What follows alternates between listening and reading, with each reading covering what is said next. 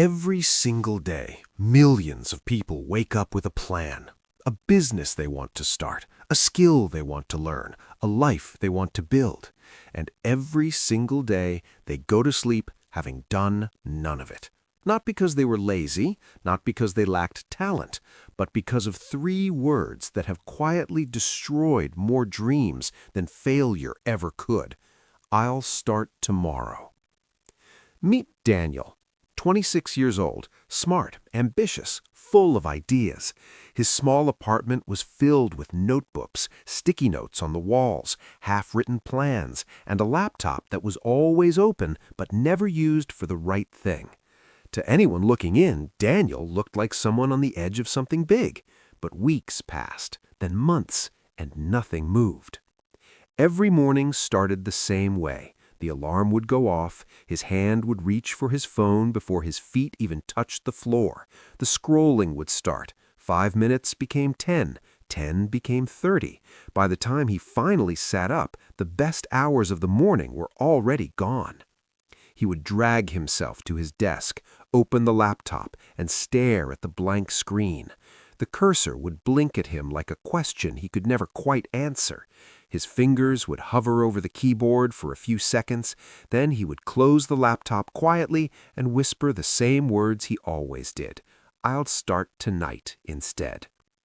But tonight never came, because tonight always became tomorrow, and tomorrow always became next week. This was Daniel's cycle. Not laziness, not stupidity, something quieter and more dangerous than both, a trap that millions of smart, capable people fall into every single day without even realizing it. The belief that the right moment is just around the corner, that they will feel more ready soon, that tomorrow will somehow be different from today. At work, Daniel was actually good at what he did. Colleagues respected him, his manager noticed his potential, but potential without action is just a story you tell yourself. One morning, Daniel was getting coffee when his manager, Colin, pinned a notice to the board. Internal promotion opportunity. Applications close Friday. Daniel set down his mug and walked over. He read the requirements carefully. Experience? Check. Skills? Check. Portfolio of independent work. Daniel stopped reading. He stood very still.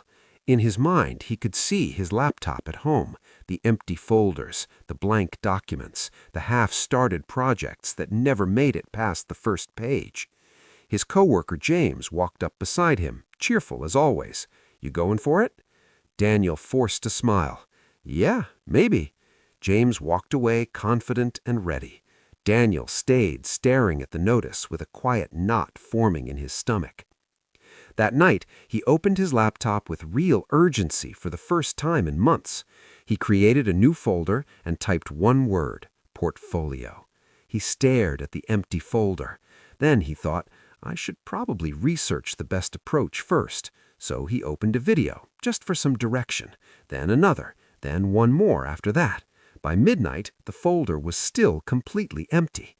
He closed the laptop slowly and whispered, I'll do it tomorrow. Friday came. Daniel stood at the back of the office with his hands in his pockets. He watched James walk confidently to Colin's desk and hand over his application. Daniel did not move. He told himself he just wasn't ready yet, that the next opportunity would be better, that he would be more prepared then. When the promotion was announced that afternoon, the office filled with applause. James stood up to accept. Daniel clapped too. He smiled and said the right things. But when everyone went back to their desks and the noise faded, Daniel sat down slowly and found himself staring at his own reflection in the black computer screen. And in that quiet moment, something finally hit him. He had not lost this opportunity on Friday. He had been losing it for months. Every evening he chose a video over work. Every morning he chose scrolling over starting. Every night he chose tomorrow over today. The promotion was not taken from him. He had been giving it away, one small decision at a time. That was the real cost. Not one day, 100 small surrenders that nobody sees, including yourself. A week later, Daniel met his college friend Sophie at a coffee shop. He hadn't seen her in almost a year. She pulled out her phone and showed him her online store, products neatly arranged, a small studio she had set up herself, real customers, real orders. Daniel raised an eyebrow. "You started all this yourself?" Sophie shrugged with a calm smile. "Yeah, just one evening. Pretty messy at first." Daniel laughed softly and stirred his coffee. "I keep planning to start something too." Sophie looked at him directly. "Planning feels safe. Starting feels risky. That is why most people stay in the planning stage forever." Daniel did not say anything back, but those words followed him all the way home and stayed with him long after he got there. That night, Daniel sat at his desk and did something different. He didn't open YouTube, he didn't scroll his phone, he opened his laptop, found a small project he had been sitting on for 3 months, and uploaded it. It wasn't perfect, it wasn't polished. It took 15 minutes, but it existed in the world now, and for the first time in as long as he could remember, he did not say tomorrow. The next morning, he worked on the bus. The morning after that, he used his lunch break. He sketched ideas on receipts, made notes on his phone during his commute, stayed an extra hour at his desk 2 evenings a week. Some days he felt like he was actually building something. Other days he felt like a complete fool for trying. Nothing was guaranteed, nothing felt certain, but he kept going. One evening, after a long week, Daniel opened his laptop and stared at his portfolio. It felt small, ordinary, not good enough. His hand moved toward the delete key and hovered there for a long moment. Then something stopped him. He closed the laptop gently instead. The next morning, he opened it back up and added one more project. That small decision, choosing to continue when every part of him wanted to quit, was the moment everything began to quietly shift. Months passed. Then, one afternoon, Colin walked over to Daniel's desk. "We're opening another senior role. I think you should put in for it." This time, Daniel did not hesitate. He opened his portfolio, clicked send, and went back to work. No speech, no grand moment, just a clean, quiet action. 1 week later, his phone buzzed with a new email. "We are pleased to offer you the position." Daniel read it twice. Then he leaned back in his chair and laughed to himself quietly.